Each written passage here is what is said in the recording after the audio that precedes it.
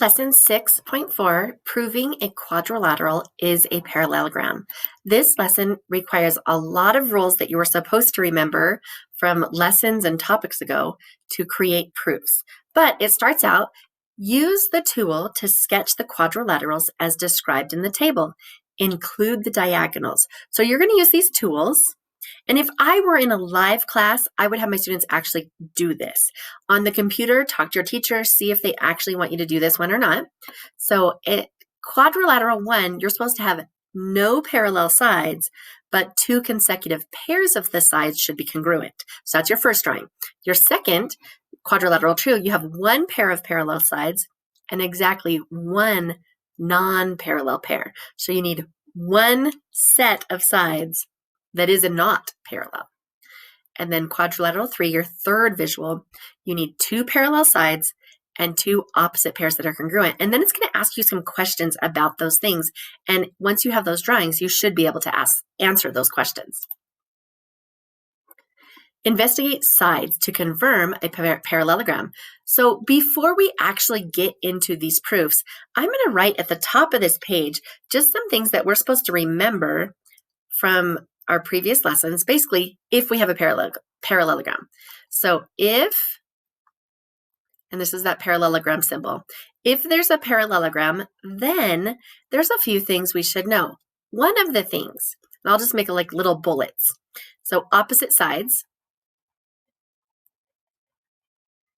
are parallel, hence the name parallelogram. So opposite sides have to be parallel, but they also have to be congruent. So opposite sides have to be parallel and congruent. And I'm going to switch colors just because that's blue. Blue on blue might not show up very well.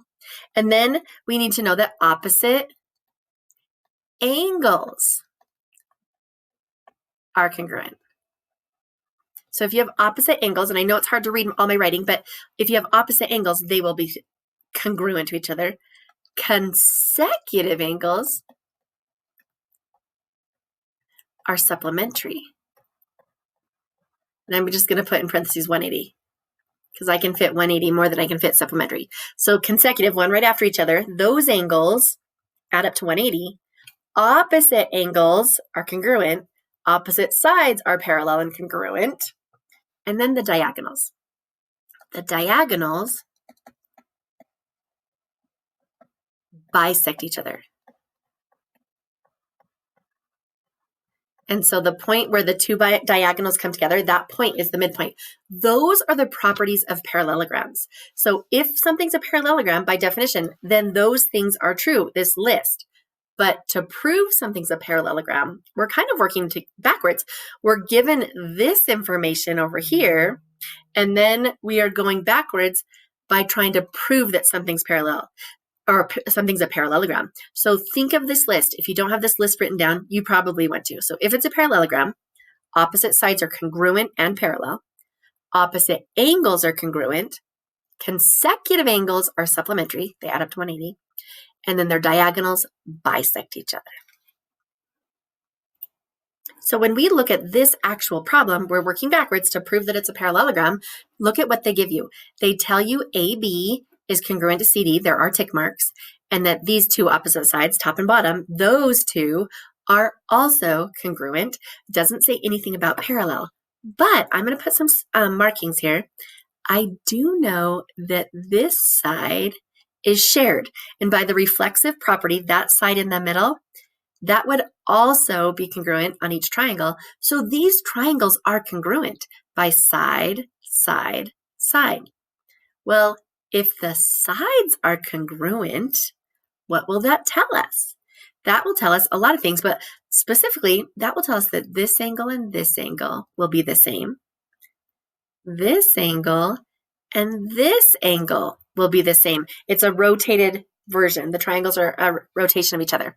So by these double tick mark angles right here, those are alternate interior angles. So by the converse of alternate interior, if I know that alternate interior angles are congruent, I know these sides are parallel.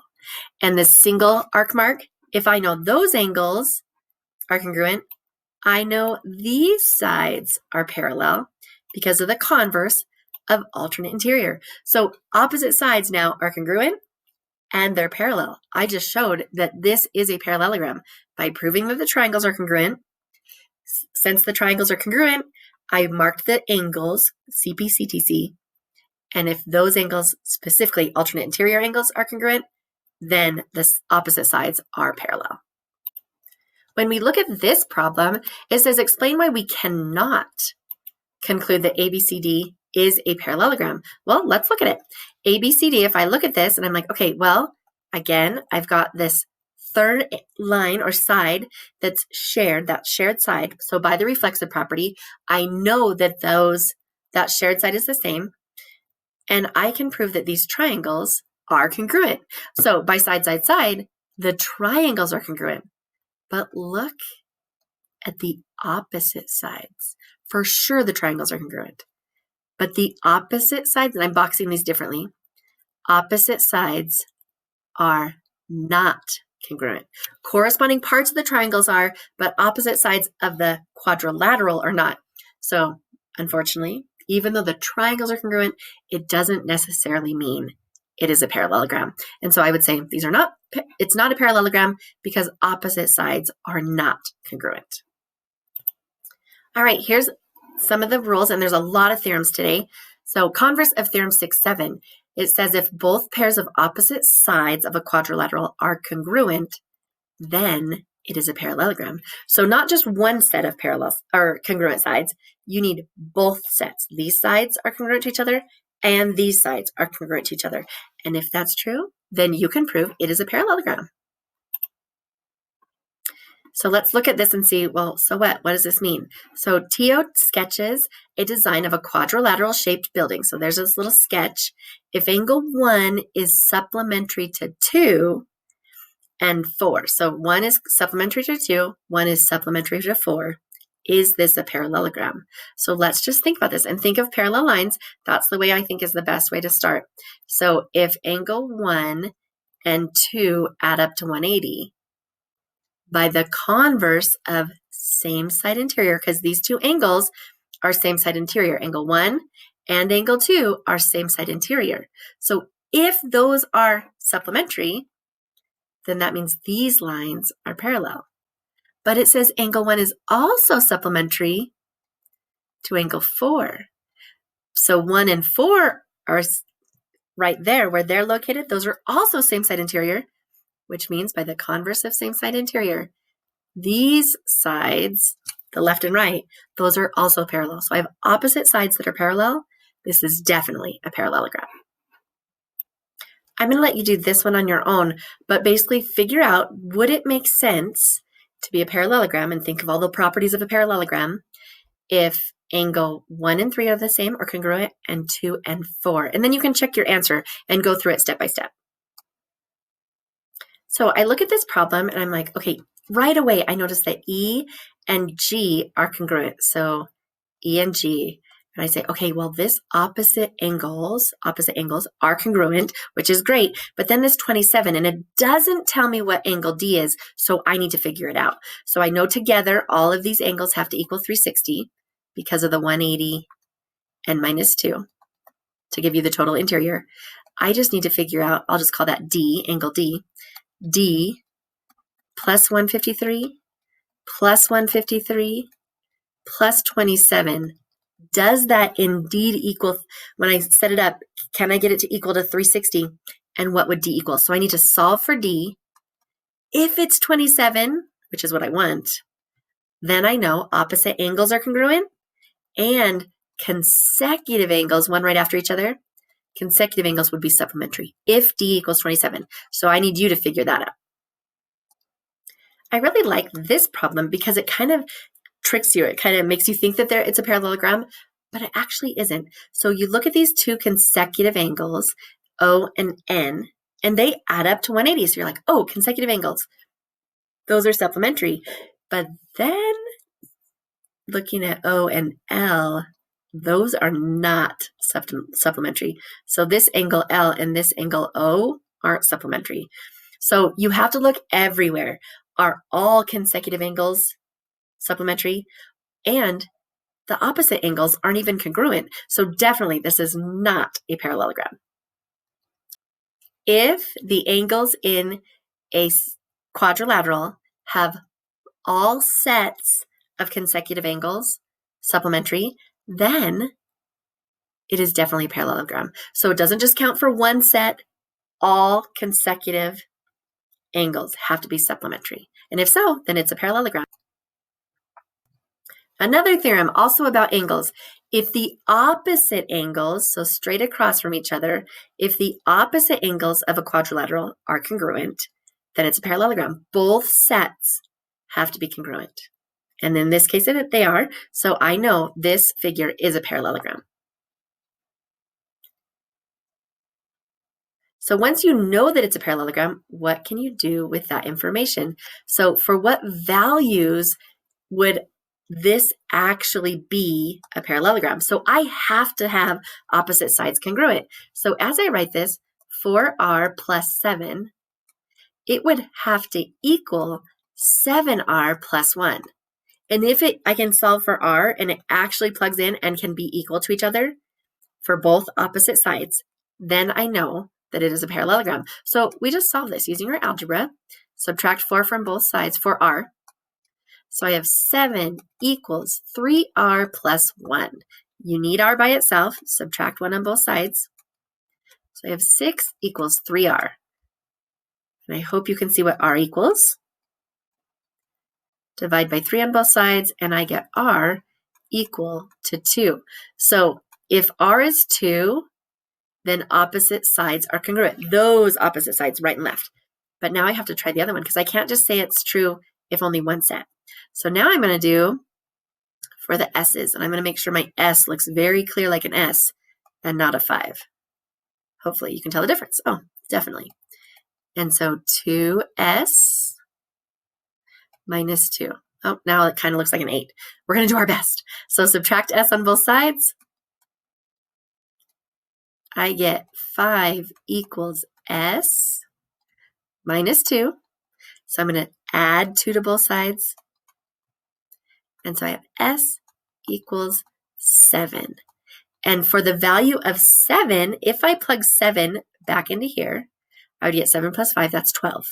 If I plug 7 back into this bottom one, I'd get 2 times 7, that's 14, minus 2, oh, that's 12 as well. So you want to plug them back in, especially if it's a quiz or a test, to double check that when you use those values, the opposite sides are indeed congruent to each other. This is exactly the same type of problem. Is this a parallelogram? You need to find the values. So you want to take 5a, opposite angles, set them equal to each other. Set 5a equal to 3a plus 14, solve for a.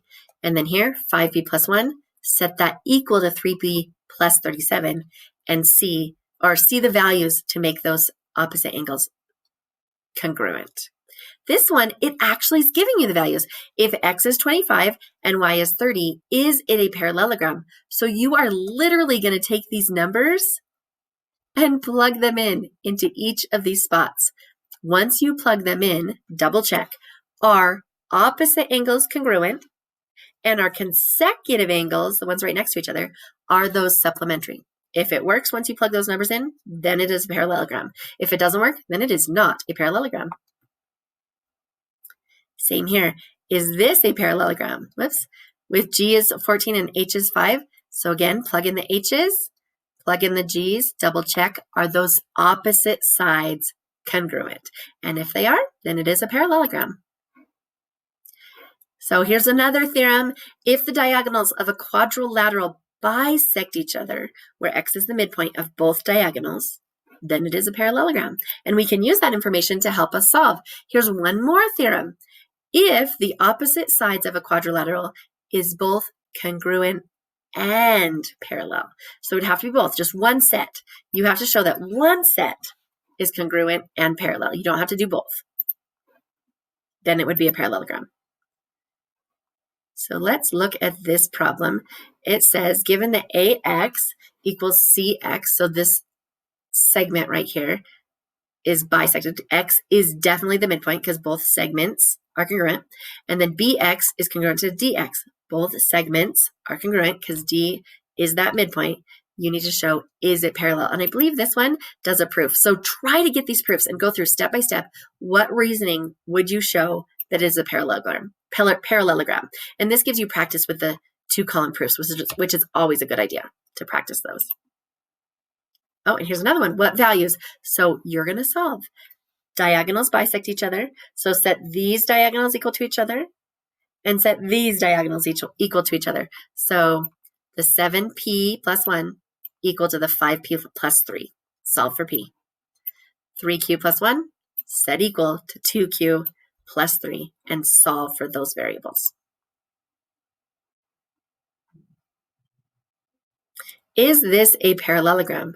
You have one set of opposite sides that are congruent, and you have these degrees. Now, we were told if you can prove that one set of the sides, opposite sides, is congruent and parallel, then you know it's a parallelogram. So you would have to prove that QP is congruent to RS, parallel to RS. And to do that, I'm going to use consecutive angles. Those consecutive angles, 48 plus 132, does that equal 180? If it does, then I can say these sides are parallel, and I am just proved because one set of opposite sides are parallel and congruent, then I've got it. But if those numbers don't add up to 180, then they will not be parallel. The next couple problems are just going through the same things. Is there enough information here to tell us whether this is or is not a parallelogram? If you think there's enough, you basically need to say the theorem or the rule, like, why do you think it works? So go back into the theorems and look, is there enough information to prove that this is a parallelogram? And this next one, same idea. Is this enough information to prove those are parallelograms? And again, one more. So here we're going to verify, and this is more of an application. A mechanic raises a truck using a lift. So here's 6 and 6 feet. So these are definitely opposite sides are congruent, but we need to determine if those opposite sides are parallel. So looking at this 75 and looking at that 105, are those consecutive angles supplementary? Do they add up to 180? If so, we can prove that these sides are parallel. They're already congruent because it tells us. So that would prove that these sides are congruent and parallel, which would mean it is a parallelogram, which would mean that truck is safely on the bed. One more example, an application. A carpenter builds a table. If the floor is level, how likely is a ball placed on the table to roll off? So here's the top of the table up here. It's basically asking, is this tabletop parallel to the ground? So look at the information given you about the diagonals and determine if it's a parallelogram, then the ball on the table would not roll off. If it's even the smallest bit off, then it would definitely roll off and it would not be a parallelogram. Here's all the rules all in one spot, and this is a lot. So it talks about the sides and angles, or sides and diagonals, and then the angles. So 2 pairs of opposite sides are congruent. 1 pair has to be congruent and parallel to prove it, or the diagonals have to bisect each other. So any of these things can prove that a quadrilateral is a parallelogram. Also, with the angles, any of these things can prove that a quadrilateral is a parallelogram. The consecutive, one right after each other, like 2 here, 2 here, 2 here, those consecutive angles have to be supplementary, or opposite angles have to be congruent. I hope that helps learn more about parallelograms.